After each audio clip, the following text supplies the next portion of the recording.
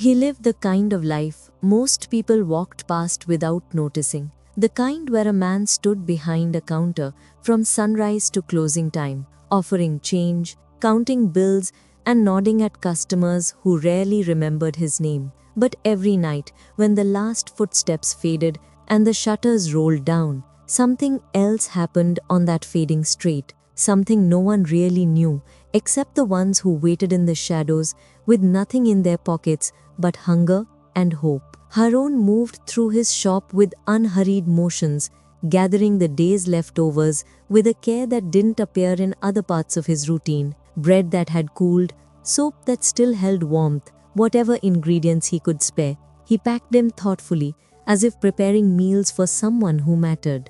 The street outside was usually cold at that hour, with only a few scattered figures leaning against walls or sitting near the abandoned bench where life had slowly stopped paying attention to them. Harun never spoke much. He simply placed the parcels near the bench, gently, as though the ground itself might bruise under the weight of kindness. People around town saw an aging man running a fading store. They saw the creases, the slow walk, the quiet manner. What they didn't see was the history stitched into every movement he made each night.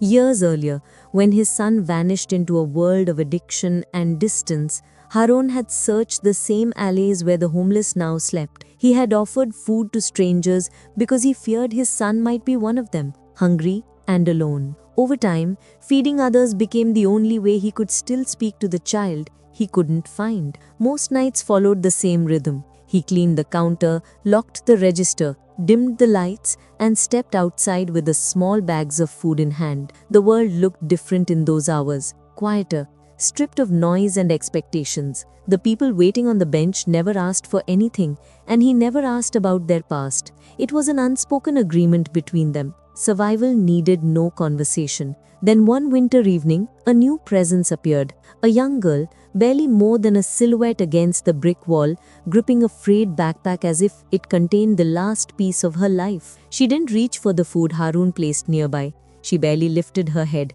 Some nights she seemed ready to disappear into the dark if anyone tried to notice her too closely. Harun recognized that instinct. It mirrored the same fear he once saw in his son, the fear of being seen only in failure. He didn't approach her.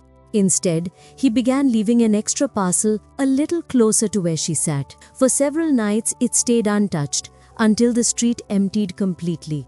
Eventually, she took the offering, her movement slow, as though accepting it felt like breaking a rule she had lived by for too long. Harun didn't react. He simply returned each night with another meal, carrying the routine like a quiet promise. Days turned into weeks, and she began leaving small objects at the shop's door before sunrise. A dried flower, a sketch of the storefront, a message written on a scrap of paper, folded so tightly it almost hid the words inside. Harun placed each item in a wooden box beneath the counter, next to the letters his son had written years before they lost their connection. He never opened the box during the day. That was a space reserved for the people he worried about, the ones who lived on the edges of the world where love rarely arrived. One night, the calm routine broke. A storm rolled through the town with a sudden heavy force, pushing debris across the street and flooding the gutters. Harun closed the shop early, a feeling pressing inside him that didn't let him rest. He stepped into the violent rain with the meals held close under his jacket, searching for the familiar shapes near the bench. Only 2 people were there. The girl was missing.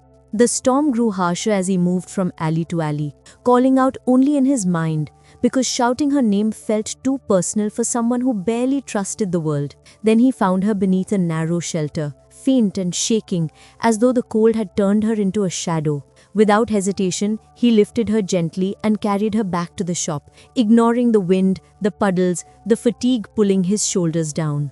Inside, he wrapped her in blankets and lit the old stove, letting its glow spread across the room. Slowly, she began to warm, and only then did she speak. She confessed that she had run from home because she believed her presence weighed on everyone she loved. She thought disappearing would ease their burden. She said she didn't think anyone cared where she slept or whether she woke up the next morning. Harun listened without interrupting. When she finished, he told her only one truth, that he once lost someone because he didn't understand how deeply they were hurting. He didn't explain more. He didn't mention the years of searching or the memories that still ached. He simply told her that survival was its own reason to keep going and that she could rest in the store until she chose her next direction. Before dawn, she left a final drawing on the counter, a portrait of Harun drawn with the softness that captured the tenderness he hid from the world. On the back, she wrote a single line, "Someone like you is the reason someone like me keeps living."